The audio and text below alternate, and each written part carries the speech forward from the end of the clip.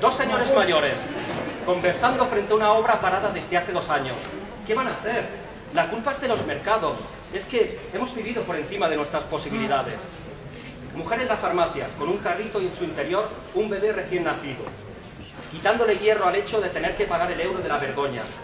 Después de todo, 10 euros de las medicinas y las recetas me los gasto yo en un cubata en una discoteca. Mujeres haciendo cola en el banco.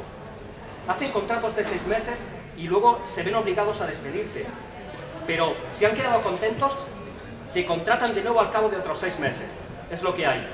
Así es como está montado. ¿Qué se va a hacer? El primo de mi primo. Pues nosotros, gracias a Dios, hemos encontrado un pisico procedente de un embargo. Una mujer en la cola del autobús, hablando con otra. Sí, es muy triste, pero para que se aproveche otro, pues me aprovecho yo. Mujer en la cafetería. La primera vez que mi hijo se iba de colonias, tenía un miedo terrible por lo que le pudiera pasar. Sentí una tristeza inmensa de pensar que me despertaría por la noche y no lo tendría cerca para abrazarlo. Cuando supe que se habían suspendido las colonias por falta de presupuesto, le di las gracias a los recortes. Así es como está montado. ¿Qué se le va a hacer? Una señora mientras paga en la caja de un supermercado. Yo no soy racista, pero tampoco hay derecho a que vengan de fuera y se lo den todo.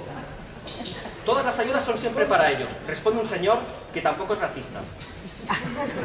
Oficinistas mientras desayunan.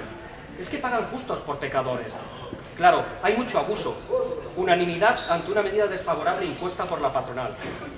Pues tampoco hay derecho que yo esté esperando mi turno y vosotros vengáis a interrumpir porque estáis protestando, dice una señora en el INEM ante una ocupación sindical como acto de protesta. Esa no es la manera, agregan enseguida unos adolescentes. Dos señoras ante las cámaras de televisión.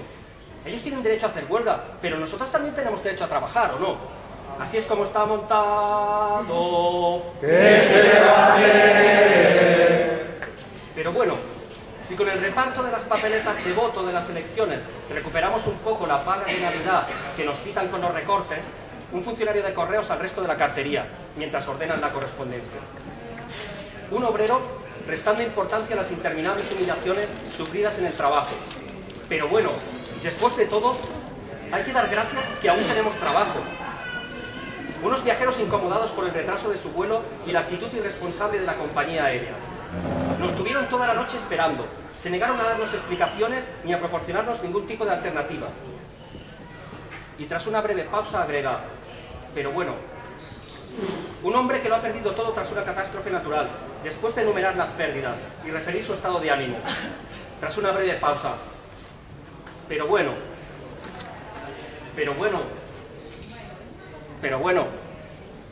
¿Qué se le va a hacer? hay que resignarse. Así está montado. ¿Qué se le va a hacer? Yo prefiero vivir en la ignorancia, responde una trabajadora a otra mientras se aleja cojeando, dando por zanjada la conversación.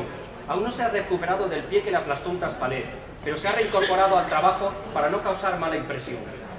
Cuando suba las escaleras de la oficina, le harán firmar un parte, sin necesidad de incoar expediente, donde se acusa a sí misma de negligencia. Vale, pero no me rayes. Le cuelga a su hija al móvil cuando a la salida del trabajo la llama para saber si ha hecho la comida. Así es como está montado. ¿Qué se le va a hacer? Bueno, hermanos, pues con esto concluyo. Iba a decir arrodillaos y siguiéramos con la liturgia, pero diré todo lo contrario, dempeus y a luchar.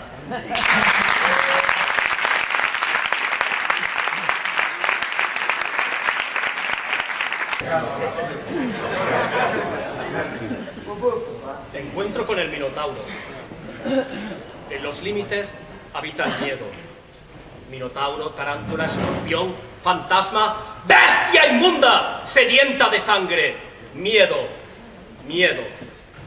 En las sucias y oscuras espirales, galerías de ADN. En las toscas instancias de la mente. En la historia que cuentan a los niños. En las noticias que vierten en la tele. Miedo, miedo. Miedo a no interpretar correctamente la realidad. Miedo al diferente. Miedo a ser nosotros diferentes. Miedo, miedo. Miedo a no satisfacer las básicas necesidades. Miedo a perder los privilegios. Miedo, miedo. miedo a que nos roben, miedo a que nos violen, miedo a las protectoras porras de la policía. Miedo, miedo. Miedo a ingresar en el paro, miedo a derrochar los días malviviendo en un trabajo deprimente y mal pagado. Miedo, miedo. Miedo al Euribor, miedo al corralito, miedo a no sobrevivir fuera del capitalismo. Miedo, miedo. Miedo a caer en la anorexia, miedo a la obesidad, miedo a los triglicéridos, al colesterol y a las calorías. Miedo a vernos sorbiendo una sopa de caldo tibio y caritativo. Miedo, miedo. En la frontera, el cuerpo, el grupo, la casa, el país, la civilización. Miedo, miedo. Acorralado escorpión entre los espectros que reverbera nuestra propia podredumbre. Renuncia a las alas de la mariposa para clavar en sí mismo el aguijón. Miedo, miedo. Miedo Lázaro, que ayuda al ciego a caminar, pero miedo lobo también, emboscado contra el hombre. Miedo, miedo.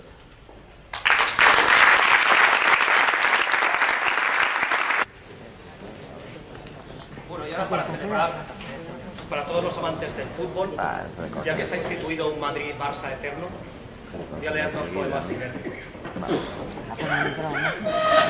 Per Rosa Espanya se'n sembla massa, i és justament en vosaltres on millor es veu aquesta semblança. Les mateixes porres, les mateixes lleis, la mateixa màfia. Heu creat un heroi de còmic i de cartró pedra que, des d'un helicòpter, ens invita a travessar les proceloses aigües de la independència. I certament, les aigües s'obriran i arribarem un altre cop a Europa, la terra novament promesa. I tal com s'obriren, es tornaran a tancar, i el gran tsunami de l'espoli sense pàtria es centrarà sobre les nostres cases, les nostres escoles, els nostres hospitals. Les mateixes porres, les mateixes lleis, la mateixa màfia. Per no ser Espanya, se'n sembla massa.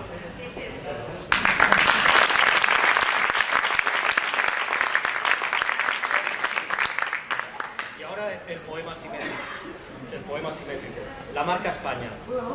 Queridos contribuyentes, sabemos que se trata de medidas injustas y dolorosas, pero todos tenemos que hacer sacrificios.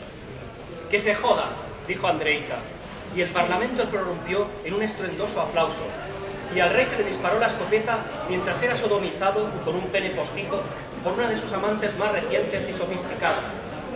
¿Y qué dirán los arqueólogos del futuro cuando descubran nuestros flamantes aeropuertos, ciudades de la cultura, bibliotecas de diseño, inacabados campos de fútbol, urbanizaciones en el desierto? Pensarán sin duda en una de esas extintas civilizaciones inexplicablemente detenidas en la cima de su florecimiento.